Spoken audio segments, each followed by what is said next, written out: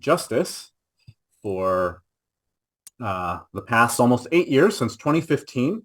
And for all of those 8 years, I have spent my time training primarily prosecutors on using evidence.com. Public defenders as well, not as often, but the justice market is inclusive of prosecutors and public defenders, and maybe to some extent courts, although we don't have a court-specific product today.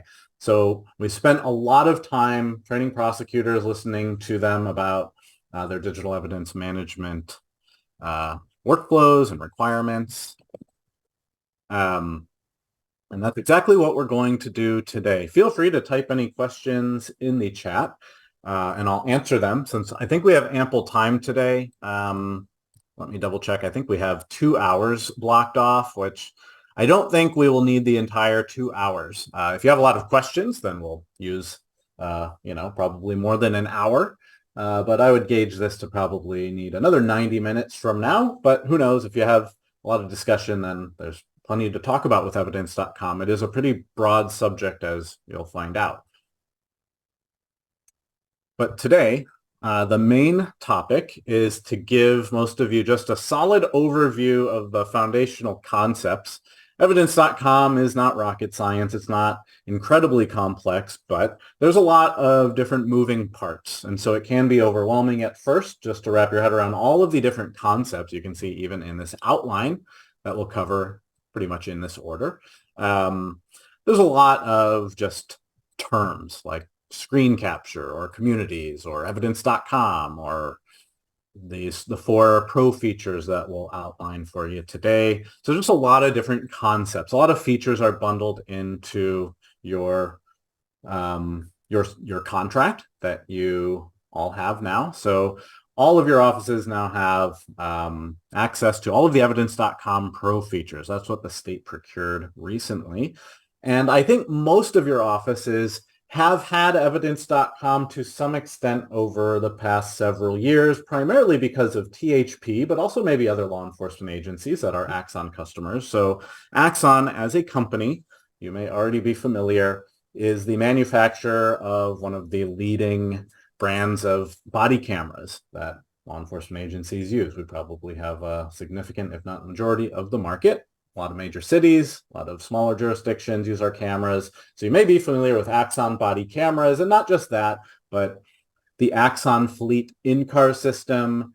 We have AXON drones, AXON interview rooms, and of course our original product as a company 30 years ago, the TASER device. So the TASER device is an AXON brand, not just a type of weapon, but a brand of weapon, where most tasers out there, or what you would think of as tasers or conductive electrical weapons, are manufactured by us. So we have a large customer footprint. Most law enforcement agencies have either tasers or our cameras or both. Since we got into the digital evidence business about 10 years ago, maybe a little more than that, with body cameras and also in-car systems, interview room systems, those devices produce a ton of video evidence, or otherwise digital evidence like photos or audio recordings. So evidence.com exists as the platform originally for law enforcement agencies just to upload and store their body camera footage. But we quickly realized as a company that body camera evidence is not GoPro footage. It's not being recorded for fun or strictly just for police accountability, even if that is sometimes the narrative. Digital evidence is evidence, and it needs to get to prosecutors and defense attorneys. So that is why the AXON Justice team exists, to work with our justice counterparts to make sure that they are getting the digital evidence that they need efficiently and are also able to efficiently disclose it as required and also review it. So what evidence.com is, and this is our first bullet point, is a digital evidence management system. And it's not just a piece of software that you log into, it's truly an ecosystem. So we'll explain why we call it an ecosystem and where you fit in that ecosystem. But as a digital evidence management system, it is also most importantly cloud-based, meaning we're able to improve the software month over month, year over year to make it better and better, more efficient, and it also can scale pretty much infinitely. So as much digital evidence as you could possibly imagine collecting from any of your sources of digital evidence, the public, your law enforcement agencies, anything else that I can't think of off the top of my head. The goal is for you to be able to collect all of that digital evidence into a single place so that it can be reviewed in a single place and discovered from a single place efficiently. So by being based in the cloud, you're not beholden to buying more and more servers and managing those and keeping them secure. Evidence.com is a CGIS compliant digital evidence management system hosted in the Microsoft Azure cloud. So while it is our proprietary software that AXON develops, our software headquarters is in Seattle. We have a lot of talented people who are continuing to develop evidence.com.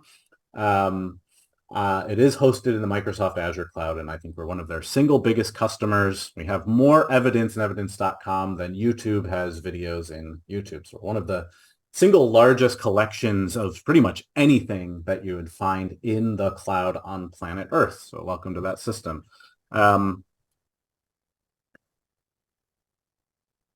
So a lot of your offices have acquired evidence.com, at least the free version, over the past several years. I know the THP project initiated a lot of you into that program, the evidence.com free program, to get some level of service with evidence.com, which is basically a basic service with basic licenses so that you could receive THP video evidence through sharing, and probably continue to receive that to this day. But the statewide contract, it expands your service to have a lot of the stuff we'll cover today.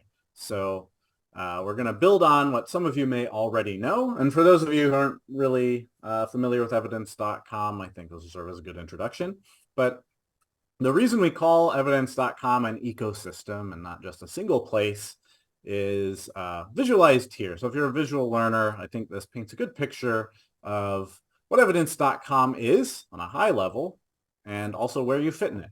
So as you know, you're in the middle of evidence collection workflows and have been for not just the past few years, but as long as prosecutors have existed, there has been evidence and law enforcement agencies who collect a lot of that evidence and share it with you. So I have this generic graphic of just a AXON County District Attorney in the middle of the whole workflow, digital evidence. So we'll think of this as your evidence.com domain. So all of your districts, you have your own tenant or instance of evidence.com. So your instance is just one of thousands in the overall ecosystem. So THP has evidence.com.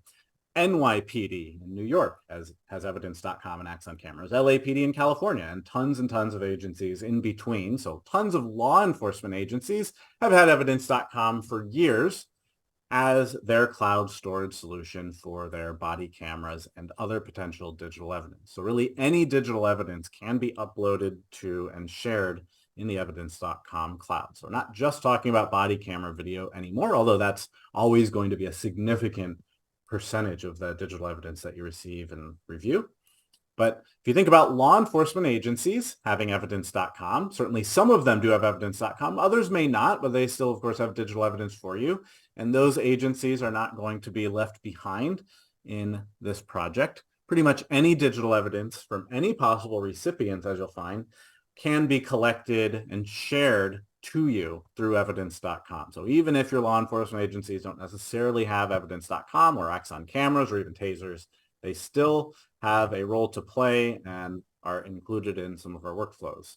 Not workflows that we'll discuss specifically today, but you'll see at least that topic touched on the manners of ways that you can collect digital evidence, not just from THP or Memphis Police or other AXON customers they may be familiar with, but all possible law enforcement agents or agencies or even witnesses, victims, etc., who might also have digital evidence for you. So where you sit, of course, is in the middle of the chart. There are other players in the system. There are other prosecutor offices out there, maybe prosecutors at the city level that just do misdemeanors. You may have corresponding juvenile units internally, so that is pictured here, but we won't talk much about that today. But we have law enforcement agencies who need to collect and then share evidence to you. So I'll just draw a red line representing evidence district.com shares from one agency to another. So once you get your evidence, you review it, do what you need to do, and of course, usually disclose most of that evidence to either a public defender or a private defense attorney. And those can certainly change hands over time. So that's what we'll cover today, is just showing you some of the core workflows. How is evidence uploaded? How is it shared? And of course, when you have your copies in your own cloud environment, what can you do with it? So there's a lot of cool features and functionality we'll talk about, like AI transcription of all of your video and audio files, or playback of surveillance footage that would normally require a player. That's called third-party playback. Redaction, of course, we have a bunch of tools for videos, photos, documents, and audio. So you need to redact just a jail call or 911 call. All those formats are supported. And then last but certainly not least, multicam playback of AXON device video. That's a pro feature that you have, or most of you probably previously haven't had, where if you have a bunch of body cameras recording at the same time, at the same incident, you actually link them up and play up to 4 at a time. So those are some of the bells and whistles we'll show you. And I'll try to share out this outline to everyone who attended today, so you just have a record of what we talked about. But returning to the graphic maybe just one more time, since you have all of these evidence.com customers or agencies in this ecosystem, all hosted in the cloud, what I want to point out or emphasize is that they're all separate from each other. So each law enforcement agency with evidence.com has their own separate cloud storage space, and so do you. You're all separate from each other, especially from, say, a public defender, who I don't think there's public defenders in your state that have evidence.com today, but we still have disclosure solutions for them to get files from you.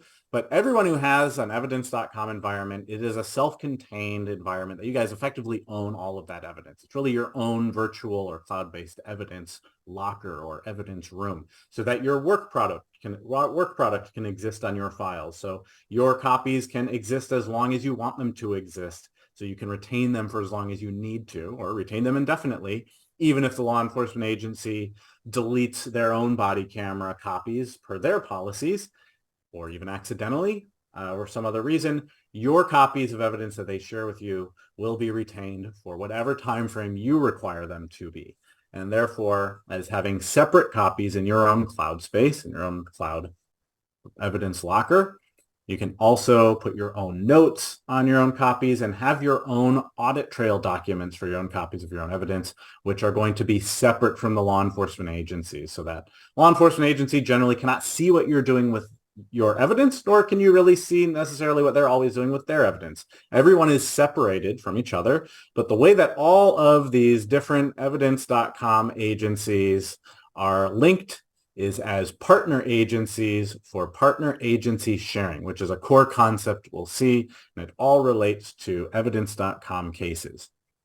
So that's really what we'll start with, is how a law enforcement agency builds a case and shares it to you, just so you know how that happens.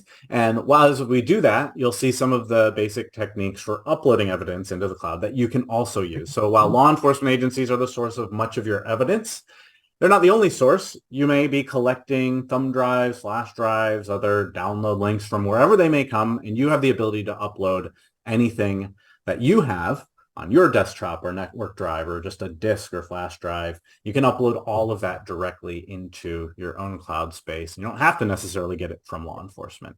So lots of moving parts again, but let's dive into some of these workflows. And I have a couple demo accounts that we'll use.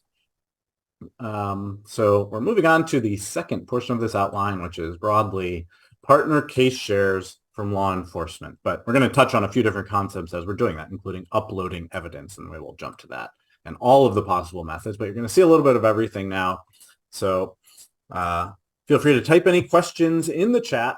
But what I have on my web browser here is a couple demo accounts. So the demo accounts will look pretty much just like yours do today. So this is what a lot of login screens look like for evidence.com. Occasionally they'll look a little different, but at the end of the day, your evidence.com site, your unique instance that is self-contained for your district, has a unique web address.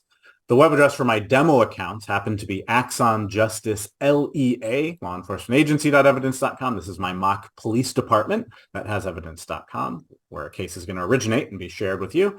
And then we have AXON Justice Prosecutor.evidence.com, where we'll spend most of our time. And these are just demo accounts, so you don't have to know or care about these addresses.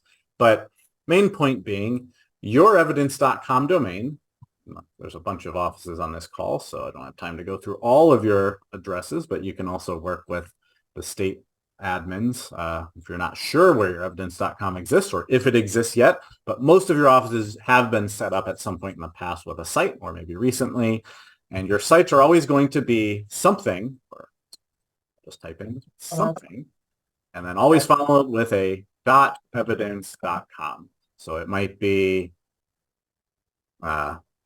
SDTNDAG.evidence.com, or maybe something like 17thndag.evidence.com. No guarantee that this is your exact site name, but they'll look somewhat like this. They're unique to your office. Yeah, that's fine.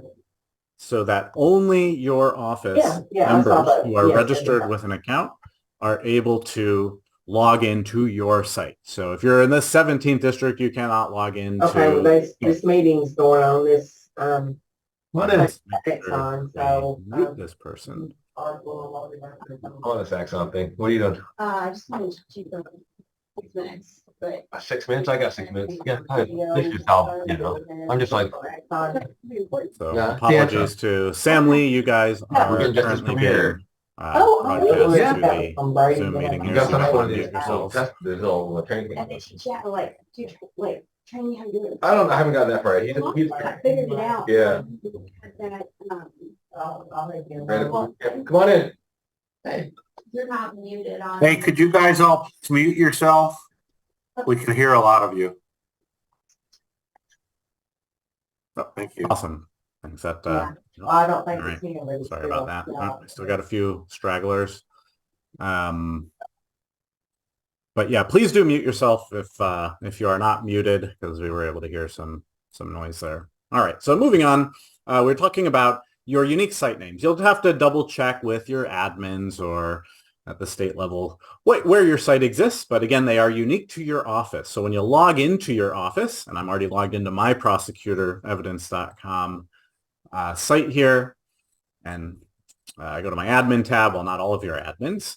Each site or each instance of evidence.com will only have users in it that belong in that office. So some offices will just have a handful in some of the smaller jurisdictions, and other offices will have maybe dozens, if not maybe a couple hundred users, just depending on the number of staff members that you're registering in your sites. But again, every site is a separate has a separate roster of users and a separate storage space. So you'll log in and you'll only see your own evidence that belongs to your district and not evidence from some other district elsewhere in the state. So just keep those concepts in mind, that this is a self-contained instance for just your office. And that should make sense and be intuitive. But we have our prosecutor demo site, where we'll spend most of our time particularly talking about cases.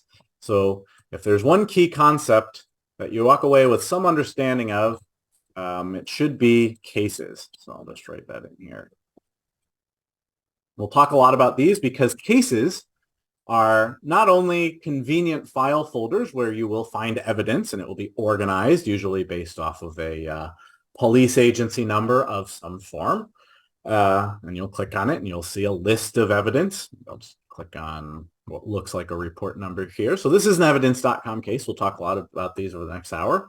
And this case happens to have 13 files in it, 13 pieces of evidence: surveillance video from Walgreens, which looks like a lot of just video in this one, but you may find photos, 911 calls, jail calls. Pretty much any digital evidence is eligible to be stored in the cloud and exist in these cases. So as you can see, a case is a nice unit to upload and organize files in, but why it's also a super important concept to wrap your head around is that cases are what get shared between agencies in evidence.com. So any law enforcement agency with evidence.com, when they make a share, because we're made it clear that clearly you're gonna be receiving evidence shares. Well, the vehicle for the share, the mechanism for the share is an evidence.com partner case share. Those are the lines between these agencies. So I drew some red lines earlier connecting agencies.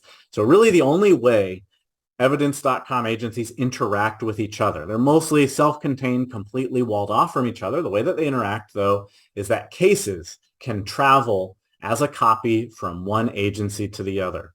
So if you're still receiving disks with digital evidence or thumb drives with digital evidence, and I'm sure to some extent all of you are, you can really think of the evidence.com case as the replacement of the disk that would get burned and then driven across the street or across the county to make it to your office. So if you think about a disk being burned and shared with you, what you're getting is a duplicate copy so that you're sitting at your desk with your disk with some set of evidence on it, and the law enforcement agency has an exact same copy of that disk over at their headquarters or department or office.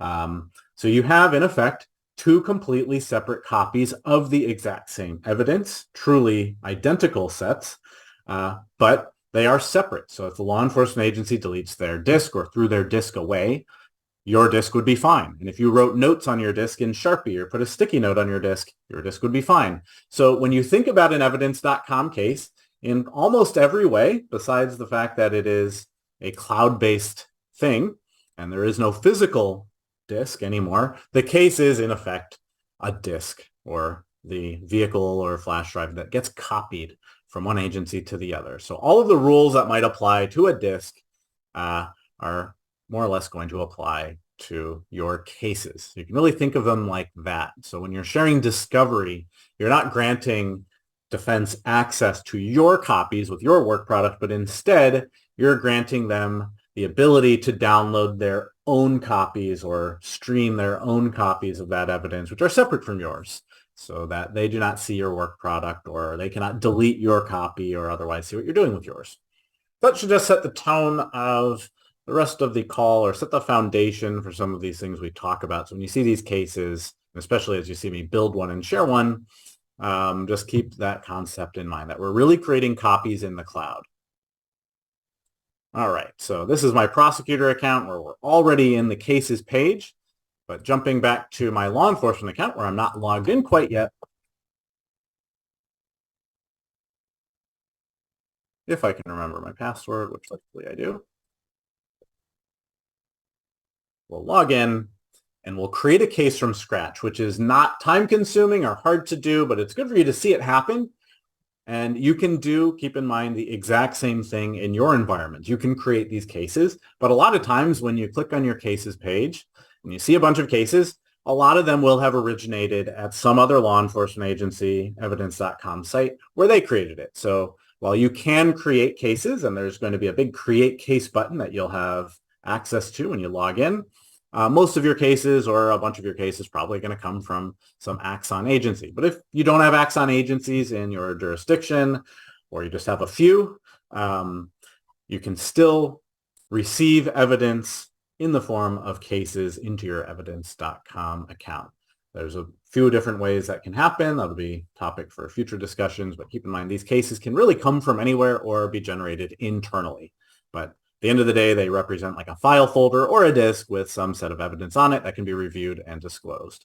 So let's go into the basic workflow. I'm logged into my generic police department account where they also have a cases page. What they also have, and what you have too, but is less important for you guys, is an evidence tab. So this is a software called evidence.com after all.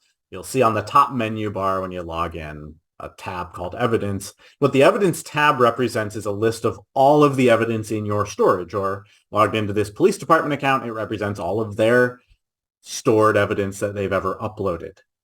So it's just a long list, rows and columns as a table, almost like a spreadsheet, where we see the titles of these videos, and not just videos, but if I scroll down far enough, I'll see JPEG photos or Walgreens videos zipped up together into a zip package, PDF documents, and eventually I'll probably stumble on some 911 audio. So think about all possible forms of digital evidence, digital media can all be uploaded in this into the evidence.com. And the evidence page is just the comprehensive list of everything. So you might find yourself in a situation where you're not sure what case something is in, but you know you have a copy of it. Maybe you were looking at it last week and you remembered that 911 was in the title, or maybe there was a name in the title, like a last name of someone. So you might find, oh, there was a statement, an audio recording statement from a suspect or defendant named Balea or a witness. So you might remember a title or a date that something was recorded or uploaded. So the evidence page is a good fallback if you just don't remember where something is or you can't find it in cases, but you remember it's probably there and a specific title or ID number. So you can run searches across all of your evidence. And even in my demo account, I have 4,335 results. I type in that last name, Balea. Just happens that 35 out of the 4,000 items in my entire evidence storage, or of the storage of this police agency, have that name or word in the title. And so there's different criteria you can search by. You can even apply filters like type. Maybe I only want audio recordings with that name in the title, Balea. It turns out there's 34 out of 4,000 files. Or maybe I'm just looking for photos of a specific name, or a combination. So you have advanced tools, all pretty self-explanatory. So just want to make it clear how the evidence page fits into the overall context of evidence.com. But the evidence page gets pretty unwieldy pretty fast. Even 4,000 items is a lot. And in a lot of our middling to larger size or even small jurisdictions, you'll accumulate thousands of files pretty quick. I've worked a lot with NYPD in New York City. They have 40,000 cameras on the street recording every single day. So you can imagine how many files Manhattan DA have collected over time, and Brooklyn DA. Literally hundreds of thousands, actually millions of files. So some of your districts over the years may accumulate hundreds of thousands, if not more, files in the evidence page. So that gets to be pretty overwhelming. And while you can always search that database, cases keep everything kind of organized as self-contained. So that's what we're going to create now. So the typical way that a law enforcement agency would assemble one of these cases for you is they're importing evidence. I'm going to drag and drop some evidence, and this is something that you'll have the ability to do. So they'll drag and drop evidence. I'll just upload a few files here sitting on my desktop in a folder called police case folder. And in that police case folder, I have some folders, and we'll see how you can transpose folder structures. But right now, I'm just going to upload, let's say, the body-worn video, and we should have something else pretty generic. Serial calls we'll save for later, maybe a report document, and maybe one more thing, or not one more thing, and maybe some photos. So just a few photos. So we have a video, a document, a couple photos. So we'll imagine that the police department, this is the initial set of evidence they had collected. Every police agency with evidence.com, they label their evidence with some type of agency number. So agency number is what they would type here. A lot of times that follows a format like 23-0012, like a year, a dash, and some numbers, or just a year and no dash and some numbers. So usually it's a report number, or I know NYPD labels every body camera video with the arrest number, and some agencies use like a CAD number or call number. So it's just an index number that law enforcement agencies use, so that once they upload a bunch of stuff, it's easier to find later, or have in its context of what report it's related to. So I'll upload this pretty small set of evidence.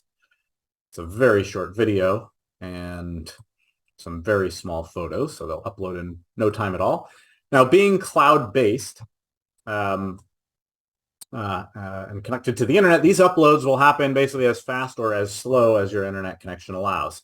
And one pro tip, if you're curious how fast your internet is, if you Google google.com and type in speed test, the first thing you'll see is something to run a speed test.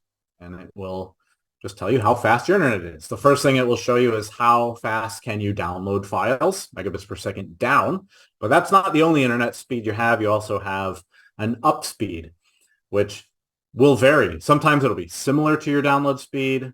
A lot of home internet connections, since I just am working from home today, home connections will give you slower upload speeds than download speeds. Since at home, most people do a lot of streaming and downloading of files, but not so much uploading.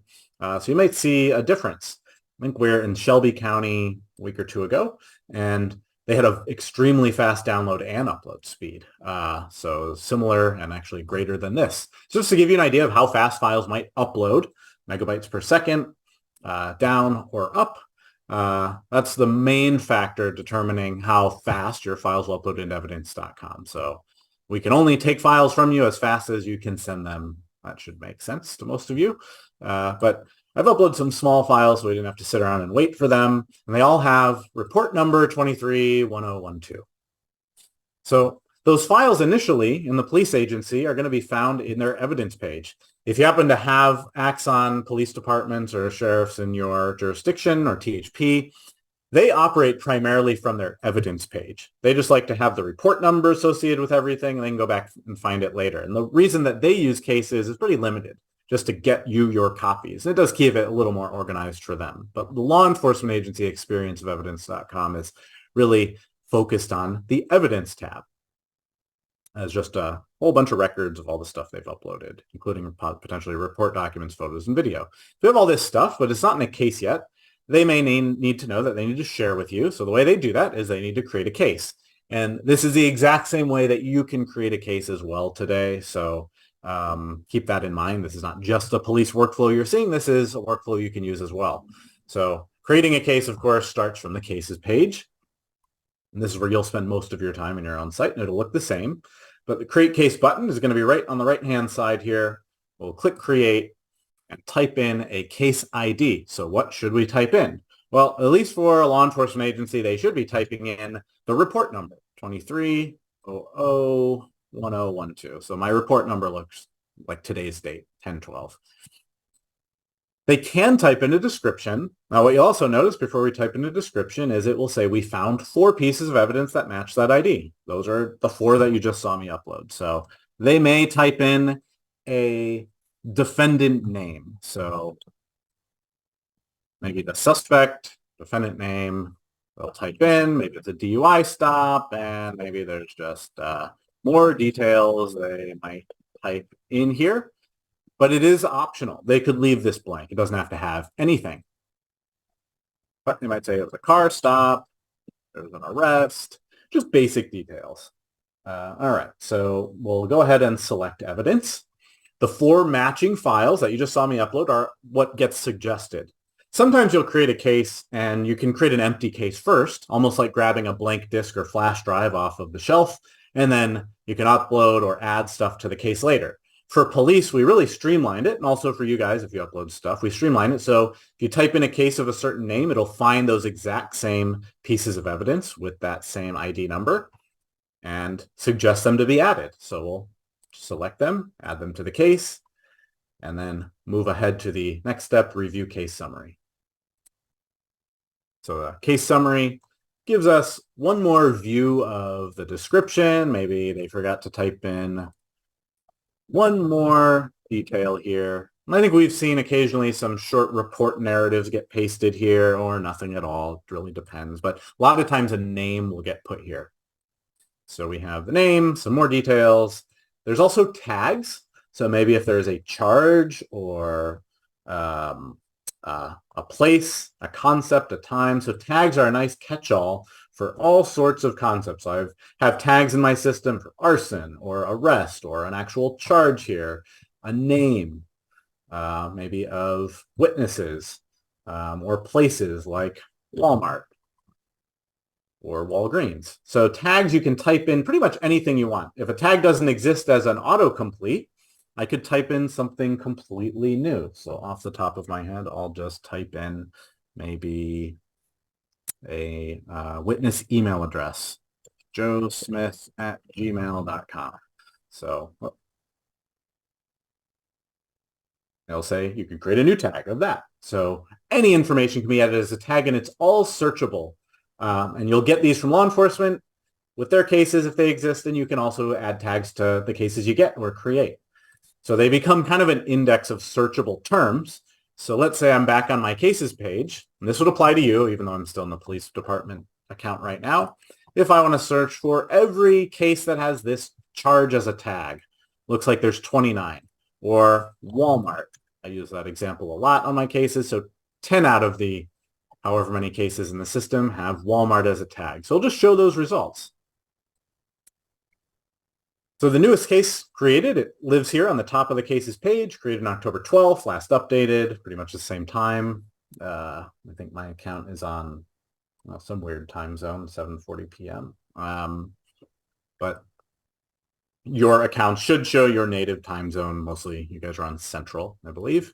I think a part of the state is on Eastern. But looking at the case we created, it has the description, it has the tags. It can have some notes. The officer, detective, deputy, trooper might type in some notes here, and they can share their notes with you. And you can add notes to your own notes section, but keep in mind the law enforcement agencies will not see notes that you add to your copies, nor would defense attorneys. If they're getting discovery from you, they would not see your notes. I want to keep the main concept in mind that work product cannot and should not be shared from evidence.com. You'll see how that works when we get into a discovery example, but have some notes, which the law enforcement agency can type in. We have Robert Holson as the officer, badge number 3187, officer who uploaded this evidence and is going to share it now. So now to get to the case share. So again, in my graphic, which I just have to grab off screen and drag back on here, what you're about to see is effectively the line where the case gets shared from one agency to you, from their environment to yours as a true cloud copy. So then it'll basically deposit this case and the evidence in it into your evidence.com site where any of you can potentially open it up and look at it. So the sharing is really less important about who they're sharing with, whether it's Joe or Bob or Jan in your office. It's really a matter of them sharing with your office is the most important part. But we'll see that individual names are part of this process. They're just less important. So law enforcement agency will click external sharing. They'll create a new share for the case. They'll leave it at share a copy. That's the default and the only option they really should use. Your police agencies that have evidence.com should never be sharing you download links. If you get a link that just says, hey, download these files to your computer, that is not the point of evidence.com. While that is a nice thing to be able to do, if you have expert witnesses or defense attorneys to share discovery to, you should not be receiving download links. You should be receiving case copies in your evidence.com in the cloud so you don't have to download the files unless you really want to. So we have share copy and then select partner agency. So your law enforcement agency will have a drop-down list of recipients, maybe just one, maybe their city attorney and the DAG's office, maybe their federal prosecutor as well. We are in the process of rolling all 93 U.S. attorneys' offices out on evidence.com. So they are a participant in this ecosystem, in addition to state and local. So there may be different agencies that they can share with, or maybe they just have you as their partner. So who can they share with? We'll just select our AXON prosecutor demo account that we have open in this tab. And within that account, or within the DAG account that they choose, they'll see the roster of users that exist in your district that has evidence.com logins. So while they can share with a specific person, like Randall Cooper at the prosecutor's office, maybe there is a group that your admins chose to create called Intake. This kind of makes it easier, so maybe the officer doesn't have to remember a specific name to share with, but they just have to know to share with Intake. In one of our customers who are rolled out with evidence.com in Utah, Salt Lake County, they have everything go to, although this is a different example, different account, they have everything go to a group called either screening or gangs homicide. So just pick one of the two, pretty clear which cases belong to which. And so law enforcement agencies just share a case to screening if it's not a homicide gangs case, or if it is homicide gangs, they would share to the homicide gangs unit. So regardless of whether a group like the Intake is the recipient or a person with a last name, first name is the recipient of the share, these are just the folks who get notified of the share, not who gets access. So it's not that just Randall gets access or just the Intake unit or screening unit. These are just people who get an email saying, hey, a case has been shared with you, just FYI. Here's a link to it, so you can go find it. But other staff members, all these other people like Brandon, Kalpesh, Nathan, and Aaron in my demo prosecutor account, they will all be able to have access to this case that I'm sharing now. Now, the police department has the discretion to add another message, like, here is the case you just asked me for on the phone or by email or whatever. And on the right-hand side, they'll have the discretion to share their notes with you, yes or no, clips, yes or no, markers. Those are just things you can do on video or audio files. So a lot of law enforcement agency policies will dictate whether they do or do not share these notes. And you may also state your preferences that you'd rather have their notes or rather not have their notes. We've seen a lot of both over the years. So any take is valid on whether these things get shared or not. And when you're sharing discovery, you'll see pretty much the same menu of what is the defense going to get. Do you want to share their notes with them? Probably not. Or your clips and markers that you added to videos? Probably not. By default, these are all unselected, so you'd have to proactively choose to share these items with defense. So we'll go ahead and click next. Add all evidence to the share. So the law enforcement agency will just add everything to the case share, whether it's 4 items or 400. A case could be much larger than 4 or 400. It could even be several thousand items. And then they'll click share case. That finishes the process of sharing the case. This is pretty much exactly what discovery looks like as well. So this is not uniquely a law enforcement workflow, but it is a case sharing workflow. So it is fundamental concept, as I've highlighted a few times. It represents the line between not only law enforcement prosecution, but prosecution and, let's say, disclosure portal. Or if your public defender's office gets on evidence.com, it would be how they received copies from you. So the lines between agencies, really the only way that evidence.com agencies connect is through what you just saw me do, a case share or a partner case share. There are other ways to share that should not be relevant for you guys. There are ways to share that do not produce a case or a copy. Those are called evidence shares. I think THP does a lot of that method, but it does not give you a case or a copy, which creates problems. If you don't have a copy, then how do you write your notes on it? If you don't have a copy, then how do you necessarily forward it for discovery or retain it for your needs or rename a file? Because if you're not getting your own copy, you wouldn't have the ability to do a lot of those things. So having your own copy kind of frees you up to add work product and do discovery and retention, however you deem necessary internally. So you can have all of your own policies applied to your own copies of your own evidence if you're getting a case copy. If you're noticing that you're getting a share from a law enforcement agency that is not including a case, there's no case to be found. If you type in the number or look for it, that should indicate to you that you did not receive a case share, and therefore the files should be reshared as a case. And you just saw me go through that process. You saw how simple it was. It's add some files to a case, click a few buttons to share it to the recipients. So if a law enforcement agency says, oh, well, we don't share cases, you might nudge them that they should. And there's some valid reasons why they should. It's not all the same. If they think, oh, well, it's all the same, you get a share this way or that way, doesn't that get you what you need? The answer is no. A non-case share, an evidence share without a case, will not necessarily give you all that you need. It does not give you your own copy, which will make it more challenging to disclose or review or mark up with work product. But we just did share a case copy. So we'll refresh our prosecutor page. So this is where you'd log in to your site. You'd see your dashboard. Usually it just jumps straight to the cases page, or you might just use the notification email that you'd get if you were one of the people notified in your office or one of the names listed. Let me grab my email inbox and I'll show you what the notification email looks like.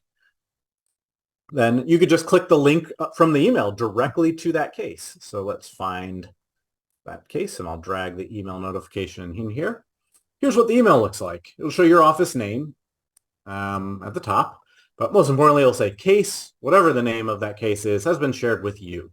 And then this is a hyperlink to that case. So if I copy this link address and let's say paste it into a browser tab, we'll be brought exactly to that case where it says the number 4 items. But You don't have to use that link if you just log in and you know that the case number is 23-000 or 00012. You'll see a result.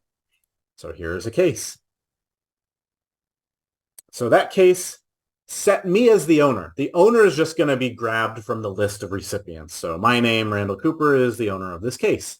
But you can change the owner if you want. The owner is limited to one person and one person only, but you can add additional names to the case in the case's access list, which we would find when we click into it. Now, do you have to be on the case? Does your name have to be the owner on the access list? I'd say probably not. It doesn't grant you usually any special privileges with the case. So whether you own the case or not, you should be able to search for it, click on it, open it, and review whatever is in it.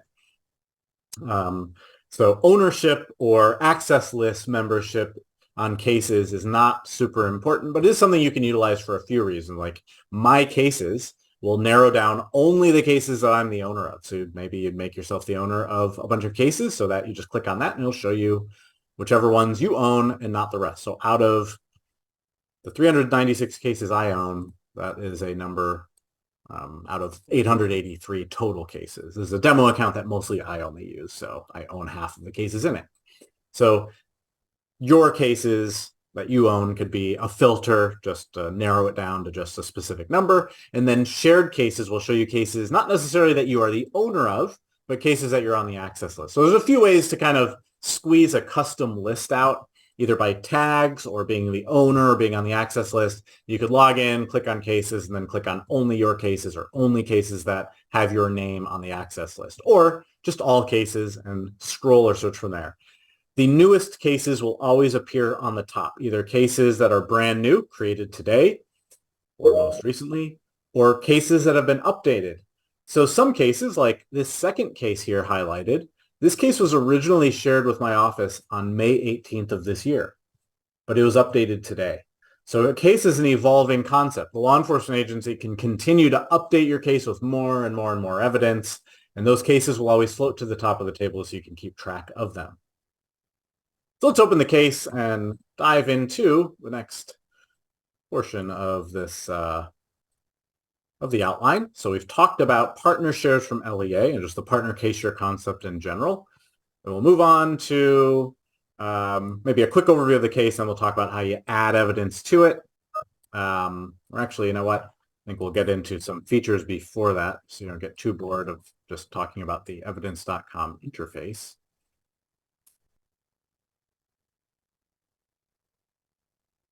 So we'll talk about the pro features you have and just how to navigate these cases. Once you know you have a case, well, what can you do in it?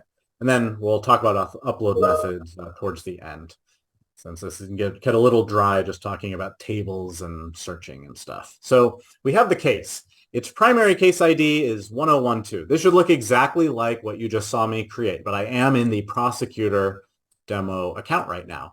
So the case share process really duplicates that case into your cloud space. So the description typed in by the law enforcement agency is here. So we have our defendant name, we have some other stuff, whatever they typed in, if anything at all. We have all of the tags where we can add more tags as well. So I just want to add a tag like felony or misdemeanor or more names or other concepts. So I can add that stuff as tags. Any tag I add to my case or any description, especially maybe if I would consider my description work product, don't worry. If you save something you wouldn't want the police agency to see, if you update the case with tags, notes, I could add work product here as a note, or not work note, work product as a note. This stuff does not flow backwards. This only stays on your case. So your notes will stay on your case. The fake police department where it came from, where I created the case, they will not see the additions you make or the changes you make. Maybe you do not care about some of the details they put in the description. You just want to delete it. Well, it won't delete theirs. Maybe even more important, you might want to add your defendant name to the end of your case.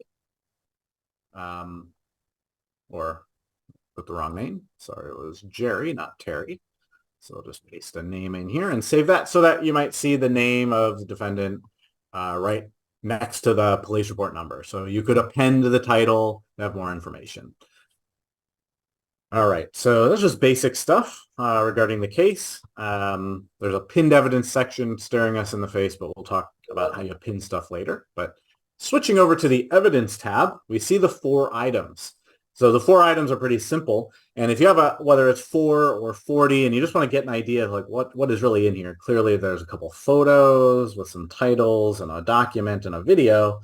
If I click on the gallery view from the table view, it'll actually show a thumbnail. So here we have a couple photos, and then the document we can't really preview until we open it up to see what it is. And in the video, well, it's pretty boring, I guess, recording. You can see the thumbnail from the video. So you might see a thumbnail from body-worn camera video. So we have the 4 items. So let's get into some of the tools you have for reviewing stuff. So back to my outline. We'll talk about first transcription. It's a pretty cool feature. We'll also just show you a little bit of video playback. So I'll grab a body camera video.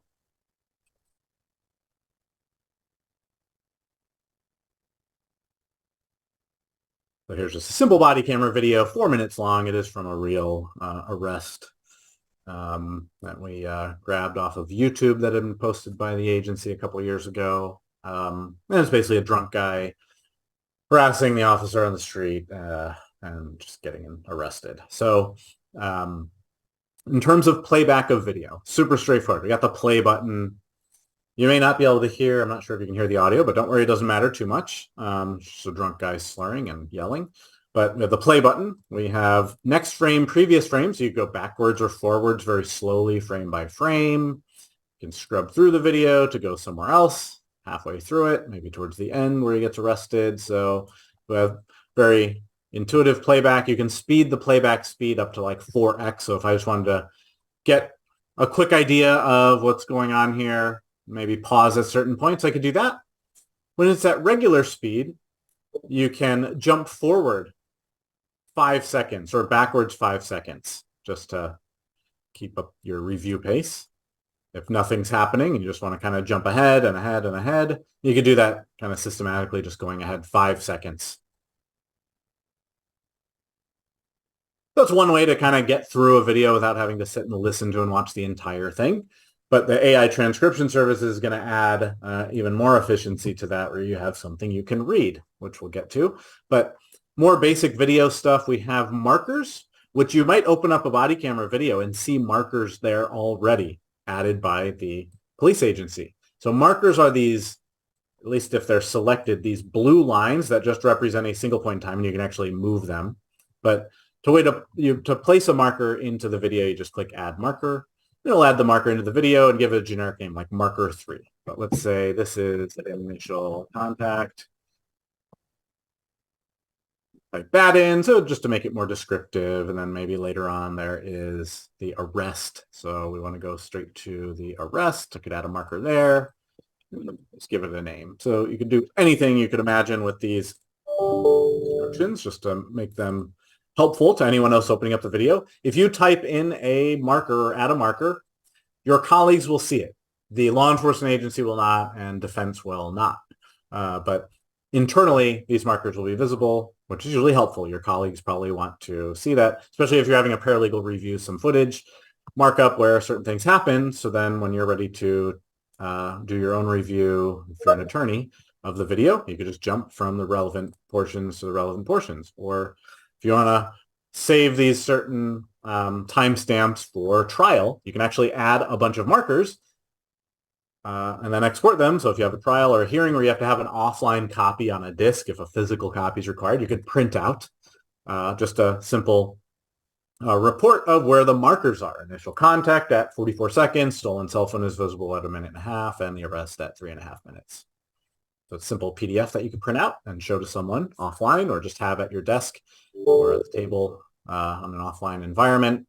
And the markers are all also clickable. So if you click on a marker, it'll take you to that point. You can even use the markers to extract a thumbnail, or not a thumbnail, but a full screenshot of the from the video. So while you might, use a screen grab like this, we make it a little bit easier. If you just add a marker, the extract button will produce a photo that you can download as a JPEG to your computer and then just print that out. If all you need is a still frame of someone somewhere doing something, then you could do that and have that as evidence. Just one frame from the video if you don't really need any more of it. The second concept right next to markers is clips. So a clip is what you see here. You can kind of drag it to make it wider or shorter. Just represents a segment of time, not just a single moment, but a specific section of a video. You can have multiple clips, just like markers. They can be renamed to say maybe this is the field sobriety test. Save that. And what you can also do with a clip is extract it. So this clip's already been extracted. But if you click the extract button for a clip, it produces just that portion of video. So this looks like 2 minutes 23 to 2 minutes 43, where I could go ahead and view that short segment. Maybe out of a 35-minute long interview, I just need 1 minute. So here's 30 seconds.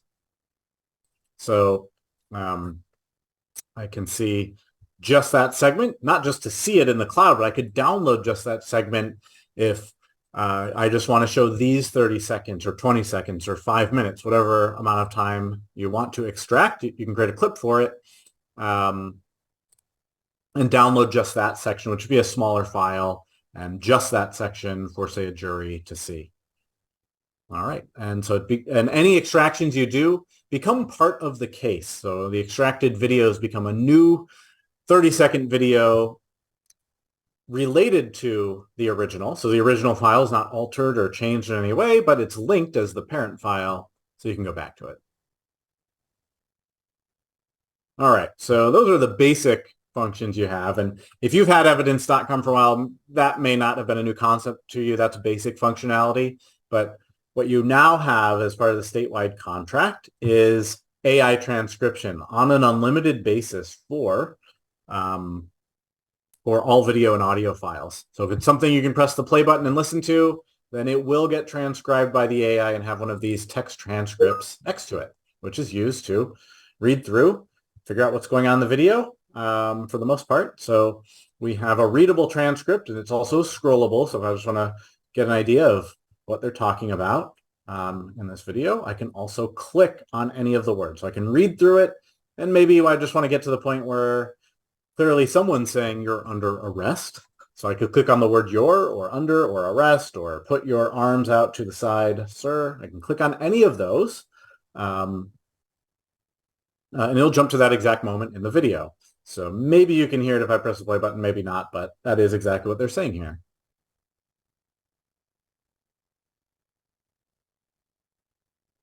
So the suspect is talking on the phone, just asking him to stay on the line with him. But that's the basic idea of the transcript. You probably know how helpful this could be just to get through reviewing more video in less time and navigating it easily. There's more that spins off of this concept, including redaction. So you could redact based on the transcript, but we'll get to that. What we can also do is search the transcript. So if I want to search for the word who, it appears one time. Or maybe the phrase who do you think you are, that also appears one time. Maybe a simpler term like okay appears 13 times. Or a question mark appears 21 times. So you could search pretty much anything, just like you would a Word document or a PDF. There's also these bubbles called pills or badges that are basically recommended terms from the AI saying, hey, just FYI, the word arrest appears 7 times. The word addressed appears 5 times. This is auto-populated. You can't really choose what words it's looking for, but it's going to look for common terms that you'd find in a traffic stop or an arrest or some other police-related video. Word officer appears once and address 5 times. So click on that actual gray bubble and it will highlight every time it exists, and you can jump from one match to the next. So that's the basic transcript functionality. As you press the play button, you'll see these words highlighted in blue. Skip ahead, kind of like a karaoke machine, I guess.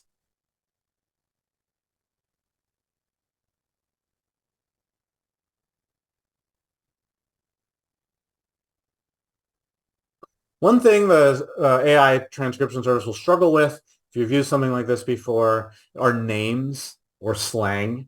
So words that are not in a dictionary, a lot of times the AI won't really know exactly what to do, or names. So officer gives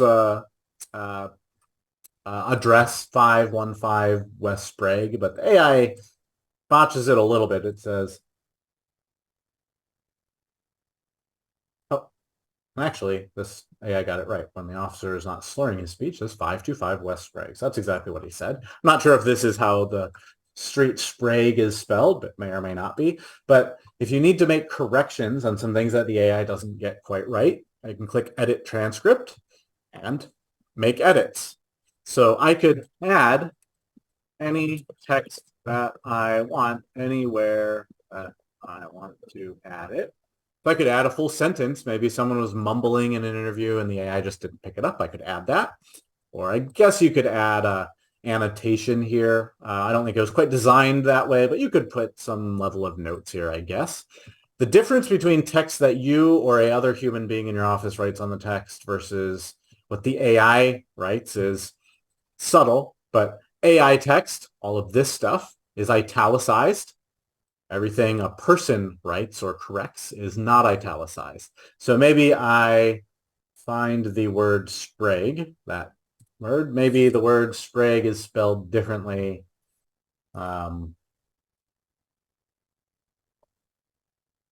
not that way, but if I make a correction to a spelling of a name or a place, then it'll apply that. And actually, even my small corrections, an AGE is human typed, whereas the SPR was AI typed. So it'll be very specific about who typed what character. I can save changes with the save button up top left, and it'll say who last edited the document. It's not as detailed as, say, a Word doc that tracks changes and who changed what, but it will say at least who last edited it. And if you want to know who has ever opened the transcript and made a change to it, the audit trail document for every piece of evidence will show someone opened a transcript and saved a change to it. And there's one more thing you do with the transcript, which is verify it. I could mark it as verified, which locks it down from further edits. But if I want to unlock it, I can click to unverify it. So we have some timestamps, which will be based on the recording time of the video. That may or may not be accurate. If it's from an AXON body camera, it will be accurate. If it's someone's cell phone video, it is not going to be accurate. You'd have to change the recording time. So just be mindful of that. It might have a time that is not when the file was recorded. So this video was recorded, I don't really know when. I captured it off of YouTube using our screen capture tool that you'll see later. So clearly recorded at night, but it says 9 a.m. here. So I might want to go back to the video and change the recording date so that the transcript has more accurate timestamps. Something else that it will show, but you can also hide, is speaker labels. I can show them or hide them. It'll say speaker 1, and maybe this is Sergeant Camber, who's speaking first. And it'll attempt to differentiate between different voices. And maybe the guy who's getting arrested is our person named Jerry. And I don't know, scrolling down through the rest of the text, it replaced speaker 1 with that name and speaker 2 with that name. There's a speaker 3. I'm not sure if there really is. So I could change speaker 3 to Sergeant Camberg from my list. And it'll save that. So I could create new speakers. Let's say someone else shows up and the AI didn't really know that it was a different person who actually maybe made the arrest and said have a seat on the ground. I could say this is actually a new person. It is Detective Jones. So you can have an entire roster of names, much longer than this, and have each paragraph associated with its appropriate speaker.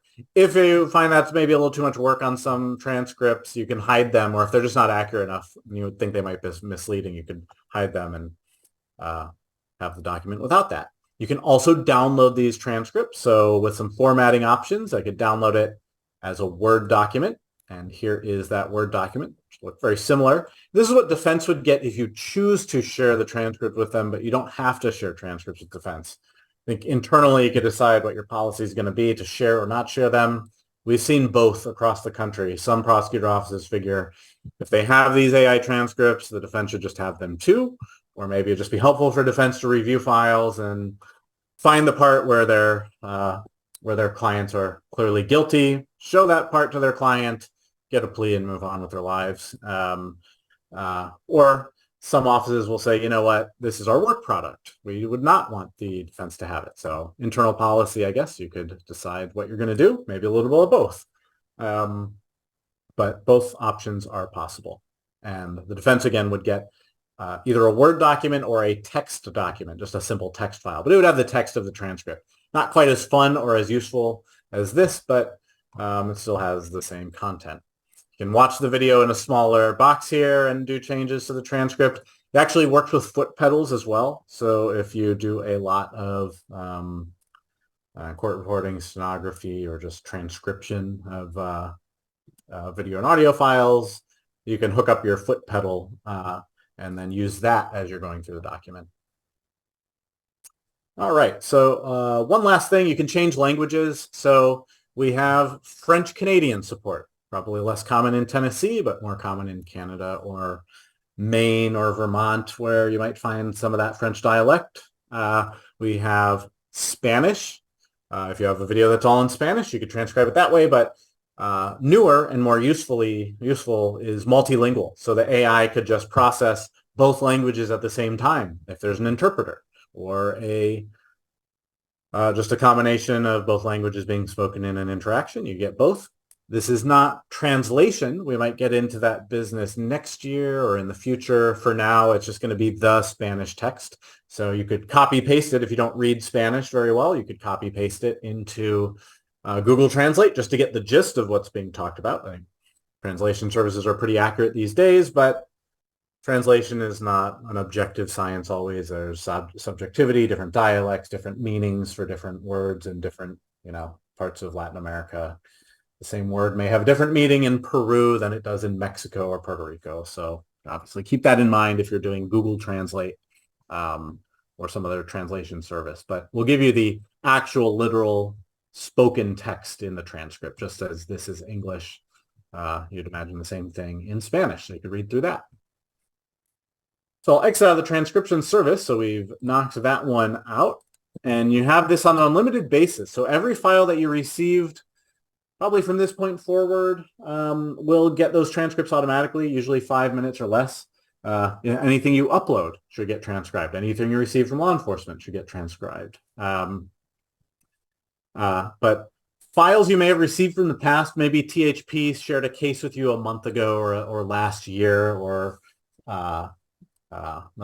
maybe some AXON police agencies in Knox County, for example, maybe shared some cases with you, because I know you guys have been receiving those, I believe.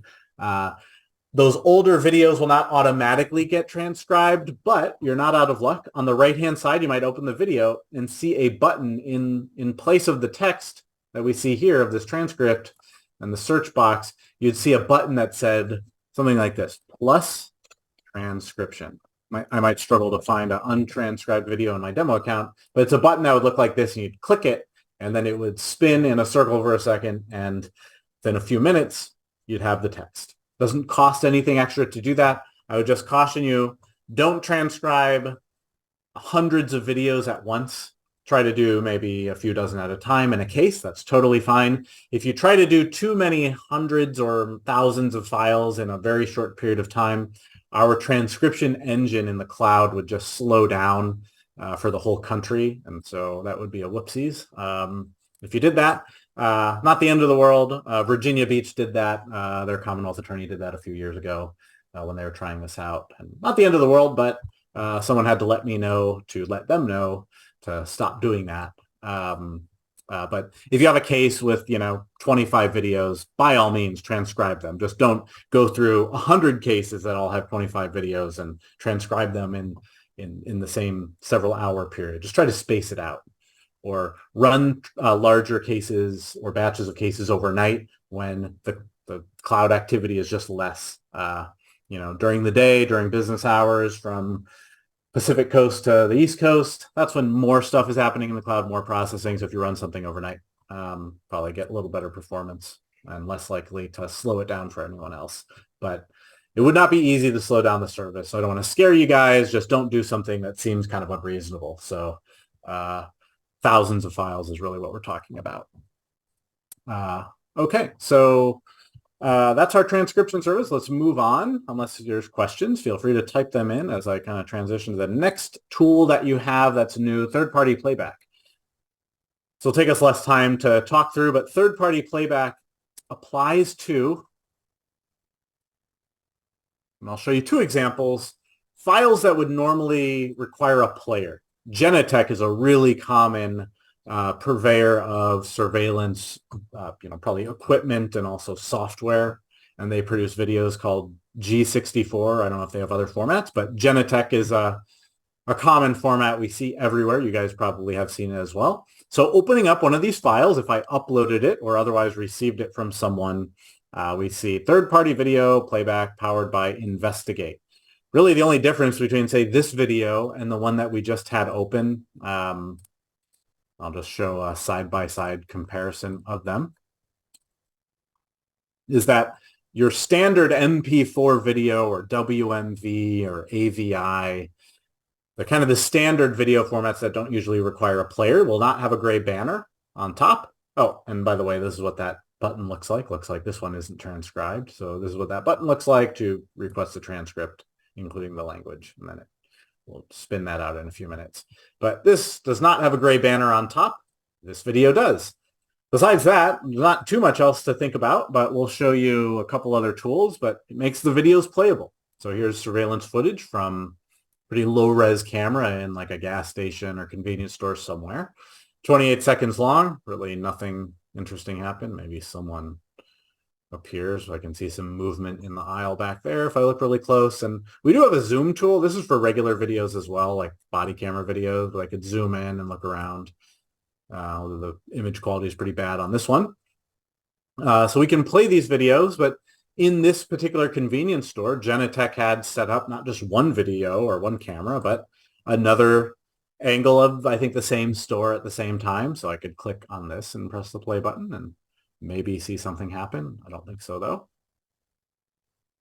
And turns out this video has seven total camera views. So 1, 2, 3, 4, 5, 6, 7, some exterior shots of the street. If someone was left the store after robbing it and then sprinted down the street or got in a car, and maybe you can see that car's license plate. So just keep that in mind. Scroll down and double check if you see other conversions is what we call them. Because what we are doing in the background is a little bit of magic. So we have acquired the company that produced the software known as Input Ace. Some of you may have heard of or used Input Ace before. That software is now called AXON Investigate. We've kind of rebranded it since we acquired that company. So the Input Ace team is actually an AXON team now. And if you want to learn more about the technology of how we make the stuff playable, you can read an article that's right on the banner link to learn more about what we're doing here, because we are transcoding it. We are producing a derivative format, which can have some slight quality loss. It's not going to be a perfectly identical copy, just, in a different format. So there are slight differences, I guess you could potentially notice. A lot of times you wouldn't notice the difference between the two, but it is a difference, which, can matter. So one thing we're not doing is manipulating the original. We're just making a playable copy for you. And there's an overview of how this works, not only how we do it, a little bit of how we do it, but also how to use the service. So actually shows you how to use it, kind of step by step, along with some frequently asked questions and a list of supported file types linked here. So if I want to know what file types are supported, it's a really long list just to give you an idea of what that looks like. We have all sorts of different file extensions. So maybe you always get .f4v files from some surveillance system and they're always a pain. Well, those would be covered, as are G64, G64A, H.264 is more common. So tons of formats that you see alphabetically here that we do keep this list up to date. If you have a file type that is not supported, which is possible, it would, instead of having a video, it would have a blue button that just says download, because you can always download the original, but you can send any videos that are not supported, any formats, to format-request@axon.com. So format-request@axon.com. And you could say, hey, I have a .xyz file and it's not playing. And they might respond and say, oh, we know all about that file. It's actually not a video file. It's just a metadata file. So that's why it's not playing. Or, oh, we know about that file and we're working on it and it should be supported in a couple months. Or, hey, we've never seen that before. Could you send us an example of it? They might give you an upload link to upload an example to them. And then they could work on it or let you know if it's possible or impossible to transcode. So we always keep the original. Let me make sure to find our video that we're looking at. That has that gray banner on the top, third-party video format. So you can download the original. So if you download the original, it'll download the copy that would require the player. That's why we are not manipulating your best original evidence. That is always going to exist. We can transcode it to both a playable format that you see here without the player, but also the conversions you can click to extract them so that you have a playable MP4 that you could download to a disk or disclose. Let's say the defense attorney is not tech savvy. They want to have a playable version and they don't have the ability to find a player or install it on their computer.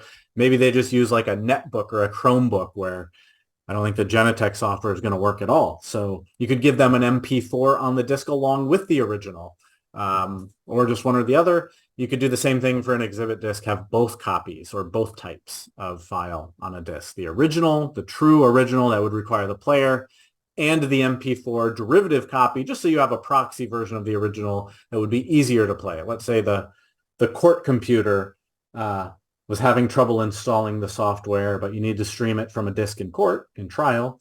You could have the MP4 version and the original. And you might want to make clear, obviously, to judge and jury that, hey, you're seeing not quite the original when we need the player. So keep obviously those factors in mind, but that's how the tool exists today and all the things that go along with it. You always have the original, but you can also produce these derivatives. These derivatives, just like a clip, get added to the case, and you can download them separately or disclose them separately or not disclose them. That's third-party playback. That's pretty much all there is to that feature. But let's move on to the next topic, which is Redaction Studio. So Redaction Studio won't take us too long to dive into that, but we'll jump back to that body camera video that we had, and I'll open up Redactions tab to open Redaction Studio. So it's just a button under the Redactions tab called Redaction Studio that will open up a different looking player, where you can press the space bar to play and pause if you want to, or the A and D keys will go forwards and backwards. But what we have in the Redaction Studio are four principal tools, four principal buttons on the top and then three on the side. The three on the side are AI, purely AI driven. So I'll click start on all three.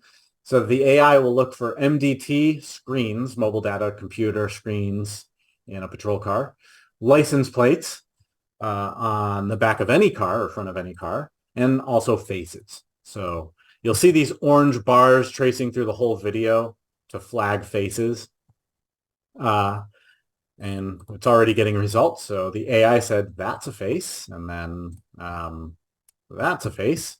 So a note on our facial recognition technology. It is not quite that concept. This is not People's Republic of China where evidence.com is now saying, oh, that's Jerry Lawler or Joe Smith.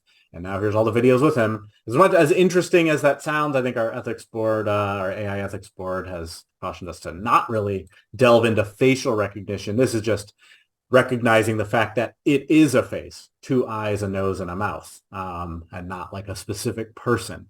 So that's all that's doing right now, just saying that is a face. It could be a mural on the side of a building that just has a face on it, like a painted face in a city. And that would similarly say, hey, that might be a face. So the AI is just very generically looking for faces in the videos just to help you redact them. So here's someone who shows up in the background, maybe just want to redact their identity as they're walking past the camera.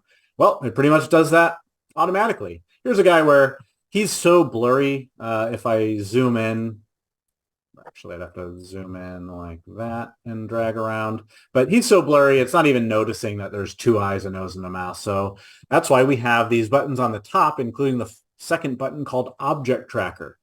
So I could draw the box over any object, maybe his head, or that guy's head, or that tail light, or a sign on the front of a store. And the Object Tracker, as long as you're giving it a good reference point, will track those objects. So the guy walks past, it does a pretty good job showing him, or blocking his face, walking past. But not only is the Object Tracker a tool to blur out someone's face, if we're going to do that, or black it out, so you have different blur or blackout levels here, we could switch it from a redaction mask to an outline marker. Maybe this is one of our witnesses walking by, and we want to say, oh, this is now witness 1, and we say, yep, he was there clearly, and he walked past, and then was watching the rest of the incident. So I could highlight something, or highlight a knife that someone's pulling, or just something else that you want to highlight the jury or someone else's attention to. And then you could extract, the blurs or the highlights to a derivative extracted copy and download that. So again, just like third-party playback or clipping, we're not manipulating the original video. We're just giving you the ability to extract derivative copies that are separate. So you can add text annotation, you can add highlight markers or blurs, and there's a few other things you can do with these 4 buttons up top. So we've seen the Object Tracker color-coded green. So the Object Tracker that you get to use is green. The AI will actually color-code it orange if it's flagging a face or a license plate. Then we also have just a simple not Object Tracker, a simple manual mask, which is color-coded blue. So let's say I want to blur out the entire frame or maybe even black it out. Let's say the jury cannot see, or the court cannot see a certain segment of video. So maybe from 1 minute into the video, so I'll drag it from after 1 minute all the way to 2.5 minutes. So let's say those 90 seconds you need to blur out, or actually just flat out black out. I'll delete that text further this example. So we're blacking out color-coded blue everything here. So from a minute, we get to a minute, color-coded blue will be blacked out. And then after 2.5 minutes, it gets shown again. So maybe during that time, we also want to make it clear that this is redacted. Court order. Court requires that this be redacted. So you could have that text overlaid, the black box that would be extracted in the actual redacted copy. But one more dimension of it, maybe we also don't want the audio to be included. And I can also want to make sure I'm lining up the same exact time that the video is blacked out, the text would appear and then disappear. But for the audio, maybe for that exact same portion, we have a button called Audio Mask, so that I can drag maybe again for that exact same portion of time, starting with the beginning of the mask all the way, and you'll see color-coded red here, all the way to the end of that mask here, and you can kind of use the white line to line it up.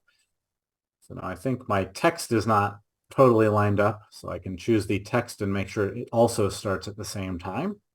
So now I have audio removed, text added for 90 seconds, and then it all drops off and the video appears again. So just an example of how you could do a redaction and an annotation, and then extract the end results as an MP4 to be added to the case. The actual evidence.com case will have it. Now there's one more thing I forgot to show you in there, which is certainly not the least useful tool here, which is transcription-based redaction. So let's say there is a second where, or not a second, but a section where I want to redact based on the text. So maybe this whole segment of text I highlight, it'll then pop open a redact button, and now it'll strike through the text in red, and then actually add an audio redaction for that exact segment where those words are spoken. So you could just use the transcript as a guide to really just place the redactions in automatically. You also have a visualization of the audio. If I zoom in, I can see really when a sound starts or stops based on those little waves, those sound waves. All right, so that is redaction. Let's see if there's anything else I'm missing. Text, audio, object tracker. There's one more thing. If something is really finicky, like maybe I'm trying to object track the phone, but the object tracker doesn't totally track the phone all that well, although this one it does. Let me delete that one. You can actually put in the manual mask that typically wouldn't move over an object. So if I press play, it's not going to track it at all, just going to stay in place. So that's not very fun. But I can use it in combination with my forward frame, back frame, and then use my mouse to manually hover the box over the phone, especially as it changes shape. The AI might kind of lose track of it. It might not quite look like the same thing to the AI. AI is very smart in some ways and very dumb in others. So I'll cover the AI. The AI would also lose track of the phone as it hides behind the officer's hand there, and then leaves the screen. And then maybe that's it. Just want to save that segment. Well, by just using my mouse to track the object as the video is playing, I've used my own eyes. So I think the human brain is still, a lot more effective in some circumstances than AI. So you could use your own eyes and ears to do redactions as well. So that's exactly what happened here. We had a customer in Virginia who had a homicide where there was a flash mob, just a huge chaotic scene in an urban environment, tons of people running around, not very high res iPhone video. And they wanted to be able to track the victim as they were weaving through the crowd. And then the suspect, you could see, pulled out a knife and attacked them with it from behind. It was all too chaotic and quick for the AI object tracker to keep tabs on. So we had them use this to track the actual victim as they weaved through the crowd, because the AI was not really up to that challenge, but it's easy enough for you to use your mouse and your eyes to do that frame by frame. Okay, so I think that's pretty much it for redaction. So that gets us through 3 out of the 4 tools that you now have, the pro features that you're now contracted for. The 4th one being multicam playback of AXON generated video. I'm going to try to find an example. Usually in-car video would usually have a corresponding body camera. So our in-car system is called AXON Fleet, and usually Fleet will have a multicam button. So what is multicam? Multicam allows you to see a button that says multicam. So first off, you should just notice it. On some videos where the download button would normally be, the download button gets pushed to the right, and we see multicam on the left. When you click on multicam, it will show you, hey, there are other videos that relate to this one.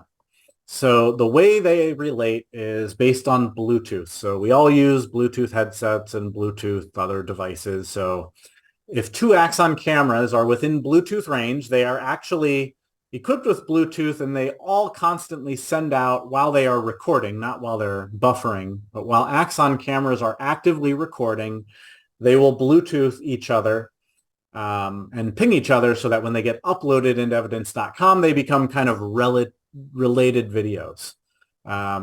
So at this incident, from this front camera, from our Fleet 3 system, we have front camera, and I could choose up to 4. There happen to be 1, 2, 3, 4, 5 videos. I can choose up to 4 to stream all at the same time. So I'll choose the second one, the third one, and the 4th one, and then launch into the multicam player. This might be a pretty boring short video, but we'll see. And especially with body camera footage, you could imagine how this would be super useful to see the back of the car, the front of the car, maybe another body camera in the same vicinity. And you see different perspectives of the same incident at the same time, synced up all together. This would be really challenging to do if you just downloaded these 4 videos separately. So you can watch them all at the same time. You can choose the audio feed. We don't layer the audio all together in one track, but you can choose one person's body camera or another person's body camera to use as the audio track of record.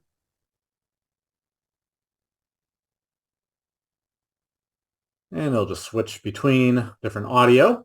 And what you can also do is extract. So we see this extraction concept over and over with clips and redactions and third-party video playback to extract a derivative copy of, say, this specific view of these specific 4 cameras with this specific audio component, so that if you needed to use that specific set in court, you could download that and extract it, so you didn't have to put together yourself. And then you could use that as an exhibit rather than just one of the videos, or trying to stitch them together yourself or sync them up. So that can be super powerful.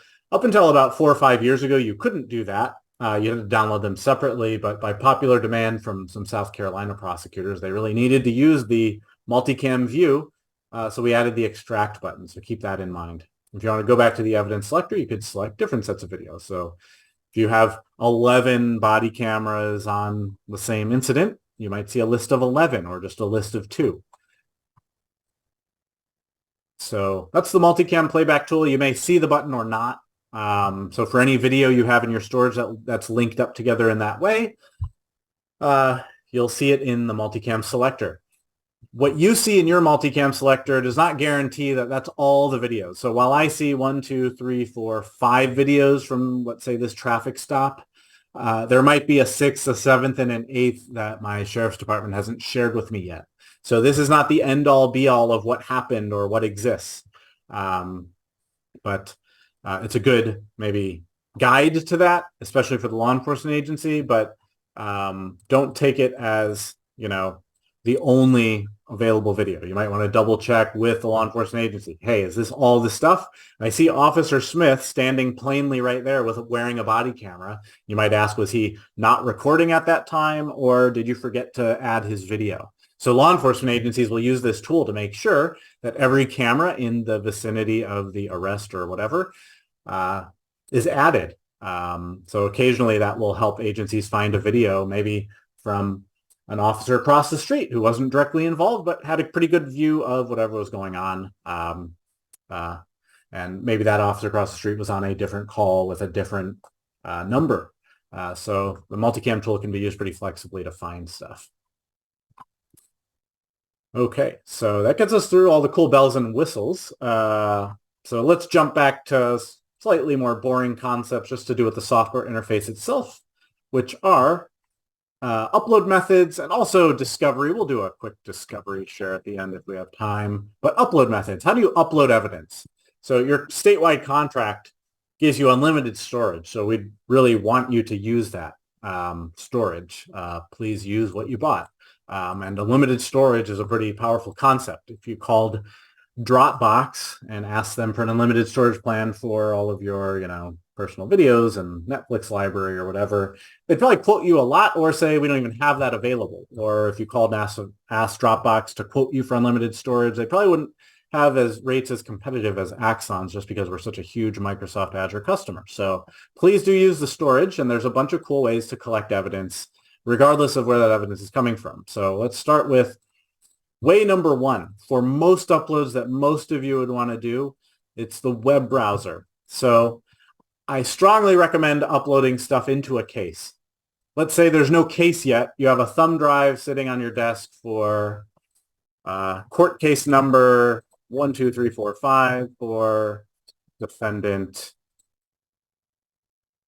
Paul White. So we have a name, a court case number. You could make the case whatever you want. I'm going to create an empty case on purpose. Empty case on purpose, so that I can upload more stuff to it later. Imagine you just grabbed a disk off of it, took out a Sharpie, wrote a number and a name on the disk, and maybe a sticky note that says, yep, this is what I'm about to add evidence to. So I'll select the evidence. It has no suggestions. I'm creating an empty case on purpose. So I'll just go ahead and create the case with nothing in it. At this point, I have 0 items in it, and then the button saying add evidence. And then the ability to import evidence. So import will show you a drag and drop screen. Tons of software has the same kind of concept, from Gmail to probably a lot of Microsoft products. You can drag and drop. So if I drag and drop, maybe a whole thumb drive worth of evidence, maybe this is a police case folder that a detective gave to me, has addresses of places they went and collected photos and other Ring video or whatever, and body camera video, Excel sheets for Ponzi schemes that someone might have been running, or report documents or other documents. So all sorts of good organization I built out in this case with evidence in it. So I could just take that. I don't want to lose that structure. I could drag it straight in to the case, and the case will actually map that structure. So maybe I'll add the same court case number to the ID, CC 12345, maybe last name of my defendant, White, and upload the files. So easy as that. Some of these files might take longer to upload. Might have to wait for them. But once they finish uploading, the folders will be added, so I'll wait for that. And maybe while we're waiting for that, we'll move on to the second method, or we'll talk about the limitations of this browser method. So you'll notice at the very bottom here, highlighted, each file selected for import cannot exceed 4 gigabytes. So that 4 gigabyte number speaks to these individual numbers, not the sum total. The sum total could be much larger than 4 gigs. Imagine if each of these were a 1 gig video, that would be 17 gigabytes total. That would be fine, but each individual file cannot exceed 4 gigs. For those jobs, for files that are very large, long interview videos, long body cameras, videos, or other just large files like cell phone extractions, we have the Upload XT desktop app. So on my desktop, I have an app where I could upload the exact same set of evidence as a drag and drop, and then run it overnight. Especially if you have slower internet, you could start it on a Friday evening, come back on Monday, even if it took 48 hours to upload everything. Well, it would do that while you are at home watching TV and not doing work. Your computer could be doing work for you, uploading evidence into the cloud, so you could then disclose it on Monday, or have transcripts on Monday waiting for you, because the transcription service will kick in as soon as the file is complete. So we have all these uploads. A couple of the larger files are still working, so I'm going to actually remove one of these, or 2 of them that are larger, just so we can have the whole project finish. So in a few more seconds. But we need to wait for the uploads to complete so that we can click done. While we're waiting for that, the other limitation is you can only drag and drop 500 files at a time. If you have 1,000 photos on a thumb drive, you'd also want to use the Upload XT app, not just because those photos are large or large in quantity, but the Upload XT app has no such limitations. I think we had a office in Chicago where they uploaded like 40,000 files all just in a few hours using the app. You'd have to do it in 500 batches batches of 500 files at a time through the web browser. So think of the multicam playback, or not multicam playback, the Upload XT desktop app as the heavy duty tool. So maybe uploading files through the web browser you might think of as like hand washing a couple plates and a fork in the sink. Just it's convenient, it's quick and easy to do, takes a second. And the Upload XT app would represent more like the washing machine. You can put tons of stuff in there and it'll do it without your involvement. You just have to turn it on and then walk away and come back and you have a finished job. So think of it kind of like that. Different tools for different jobs, or different tools for the same job, just different levels of the same job, uploading evidence. So those are the 2 main ways you might use. If I have time, I'll open up the desktop app, but we'll maybe spare you the details of this. It's pretty straightforward. You type in your domain, so maybe 17 TNDAG or AXON Justice Prosecutor. It'll then ask you for your username and password that you use on the web. And then once you're logged in, pretty much drag and drop, and then you can choose what case it'll add it to. The desktop app can also create a new case for you. So if you're really a power user, you could just use this app to load up tons of different case jobs so that it'll create cases and upload evidence all at the same time. So you could load up 100 cases worth of evidence, walk away on Friday, and have 100 cases created with transcripts ready to be disclosed on Monday. So we'll be offering more training for you guys on some of these specific features so that you can get more of a deep dive into them. But back to the job here. This one's done, so I want to click done. And it'll add the evidence to the case. Click OK. And now we have a case with 15 files and some folders. So police folder with the addresses. So here's a photo from an address, or here is body camera from the incident, or Excel sheets. On the note of stuff like Excel sheets, it might try to prepare it for viewing, but we do not support viewing of Excel files right now. It'll just be stored for you securely with an audit trail, and you can disclose it. But we don't have support for some file types. So you might see something like this or just a blue download button. So it's going to try to indefinitely prepare this file for viewing. It's actually the third-party playback tool trying to open the Excel file, but I know it's not going to work. So again, it's cloud storage for all file types. Even if we don't have tools to play them all for you, they'll all be stored securely in a case where you could disclose them all together. So to get an idea of what I just uploaded, maybe looking at, we have some photos. We could filter to just the photos or just the audio files. So in terms of photos, what 4 photos did we upload? Had some pictures, and those same photos are reflected here. So we have in one of the folders another folder beneath it called Elvis, and beneath that, young Elvis or fat Elvis. So guess what is in that folder is that picture. Guess what's in the other? We have an older, larger Elvis in the other folder. So you can imagine how you can build this all out. You can even create folders as you're in the case. You don't have to drag them from Windows. You could create them and call them whatever you want, and then add evidence to those folders. But unlike Windows, you'll always see at the top level of the case, you can also always see all of the evidence. So by putting something in a folder, it doesn't disappear it from the top level view. You can always see all 15 files here to see and look at and listen to and review. Defense will not get your folders. Just want to make that note. So I guess you could consider this along the lines of work product. They're not going to get your folder structures either as a download link or as a disclosure portal share. So that was web browser and XT, the desktop app. Let's talk about a few other methods. Communities is a way to get evidence from a citizen or maybe just a person or a law enforcement agency that doesn't have any other way to get it to you. Maybe it's outside of your jurisdiction. Maybe it's a small police department in California that has body-worn footage that's related to one of your cases. Maybe it's a human trafficking case.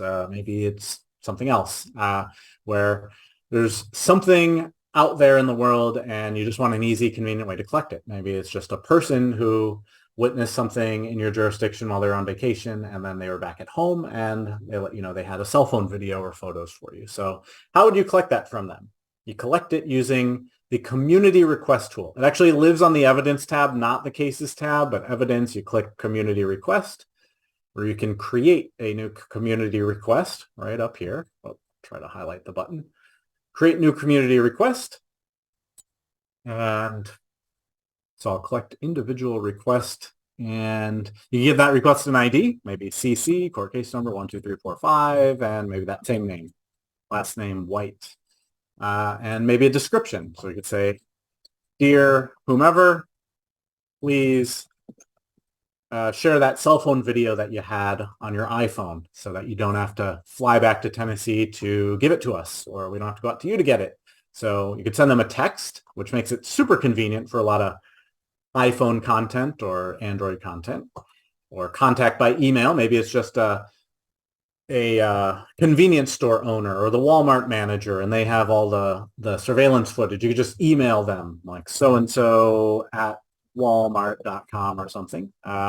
Say, dear manager, could you upload the stuff you have on your network drive to us, or whatever digital files you want to collect. So I'll send a text message to a specific phone number. Create request. You could have the name of the recipient in it or not. If you didn't want to collect that information, it would send the request, and you could see a summary at all times of what they've uploaded, if anything. So a lot of the requests sent in the past didn't have anything. But let's see, in June of 2022, an email address received a request, and one item was uploaded. You can even triage them to accept or decline them. Let's see what those items were. One total item. It looks like it was a photo with no caption. So what was that photo? I have no idea what it was, but it'll load up in a second, is just a photo that I dragged in from my desktop. So you might see iPhone photos, iPhone videos, other jobs that have been sent out in the distant past, maybe March of this year, same thing. So there's a caption. So your recipients can actually give a caption to the photo that they're uploading, like dog with crown. What could that possibly be? Maybe it's what it says. So from a camera roll on someone's iPhone, a dog wearing a crown. So they can actually caption what they're sending to you, whether it's photo, video, audio. So that is the Communities app. Got a couple more things to show before we wrap up. Screen capture is another convenient way to collect something that you don't have in your possession. Maybe someone posts a confession on Snapchat or YouTube. I'm too old. I don't have Snapchat, so I do have, let's just say, a YouTube video. So I'll just pull up a YouTube video. Let's say I wanted to record this. Maybe this was a confession or just something very compelling. Clearly it's just baseball highlights, but anything out there you might want to record on video. So how would I get this? How would I capture it? So I'm going to put it in on my Chrome tab there, and I could go to my case that I created, click on the case, and the same way I would upload evidence, the first way we showed you where you click add evidence and import. Besides drag and drop, right above that is record and share. So I could click start sharing. And it would say, what do you want to share? A Chrome tab, your entire screen. Maybe you have a local file that evidence.com can't play, but it's on some weird player and you want to record it for the cloud. Or maybe it's just someone's Facebook page. So I'll grab a Facebook page. I'm not going to be logged into Facebook, but I'm pretty sure I could find maybe the suspect's Facebook page. Maybe they just posted a very suspicious status or photo or Facebook Live or something. And you just wanted to do a screenshot of whatever their social media profile looked like on a specific day so that you had it for posterity. You could like even do a screen capture of that. So for, let's say, my entire screen or maybe a specific Chrome tab, I'll do the video. I'll click share. It'll take me to that video. I might have to press the play button. It'll capture the audio. Make sure that audio captures on. You would want to capture a confession without the audio. So now we have the video. Usually you'd want to go to full screen just so you get a better view of it. And then at any point, you can stop sharing. Give the video a title. Check here to indicate that I've reviewed it. And then get it ready to upload. Maybe I want to do the exact same thing for a Facebook page. This is something we've seen a lot of investigators do, so click done. Rinse and repeat just so you see it one more time. Add evidence, import, click record and share, start sharing. I'm going to share the Chrome tab of the Facebook page. So maybe I'll just scroll down slowly just to make sure everything from maybe the past few months. Oh, that looks bad. Okay, so we have that, and we'll keep scrolling through all of our events here, and then maybe that's all I needed. I'll click stop sharing. Same thing, and it happens just to be a screen capture of like literally a social media page that I'm just scrolling through, or an Instagram, or a Snapchat, or a TikTok, or whatever it may be. So I could just do the same thing, check to accept. That'll be a very small file uploaded directly to the case, and then I can disclose it. So gets us to the very last topic, which is disclosure. So I have these 17 items now I've added to the case, maybe a little more than that as some files finish uploading. And I want to share most of them, maybe everything except for these 2 items. I could select any file I want, then click Manage Access. Outside my agency, email a download link to defense.recipient@gmail.com. And now they'll get a download link from me. I could choose to include audit trails or table of contents, other stuff. And we can probably do more specialized training for any of you who are responsible directly for discovery. But now we've shared it out. If I want to share to a disclosure portal, which is a new feature we have, which is more of a cloud-based environment that private defense attorneys could log into and stream the video.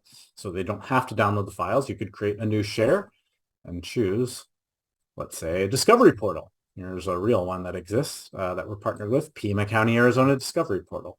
So I could choose a discovery portal. I think each of your jurisdictions will probably get one in time, maybe not now, but we'll defer to your statewide admins about when those might go out. But it's just a portal that receives a share, just like a partner share, and then you could copy the files over to them, and you could choose which files are going to be shared or not shared. And then the audit trails for these files would show that they were shared, when they were shared, if they were downloaded. So that's kind of end to end. All the stuff that you want to think about regarding evidence.com, all the capabilities. And I suppose that's not really all of it. There's reporting tools, there's details we've not had the time to dive in 2 hours, but this should have been a pretty good survey of all the stuff you have now, principally unlimited storage, unlimited transcripts, Spanish-based transcription, lots of powerful stuff, all in the cloud, accessible from wherever you have an internet connection. So I'll stop myself there. I know I thought we'd end a little bit earlier, but I always surprise myself how much content there is to cover. So here's my outline.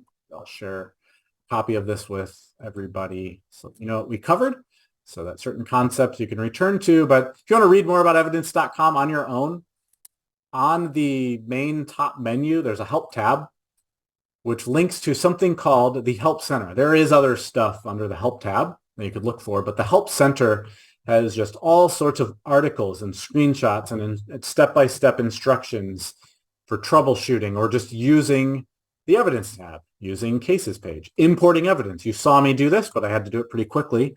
Maybe you want a recap of that. So all of the concepts I showed you today, they are shown in some form somewhere here.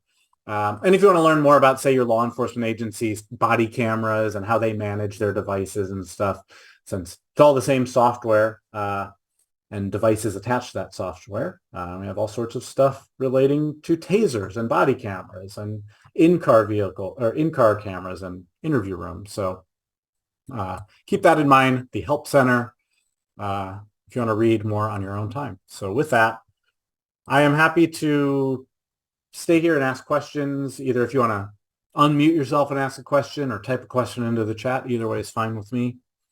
And we could take a look at any other examples if you want.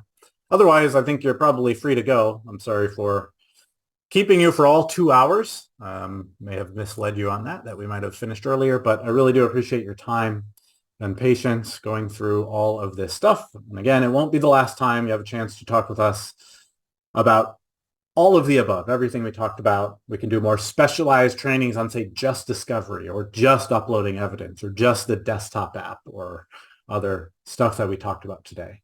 So thanks again. Type in any questions you have. Otherwise, get out of here. Get on with your days. Thanks so much for hanging out with us this afternoon.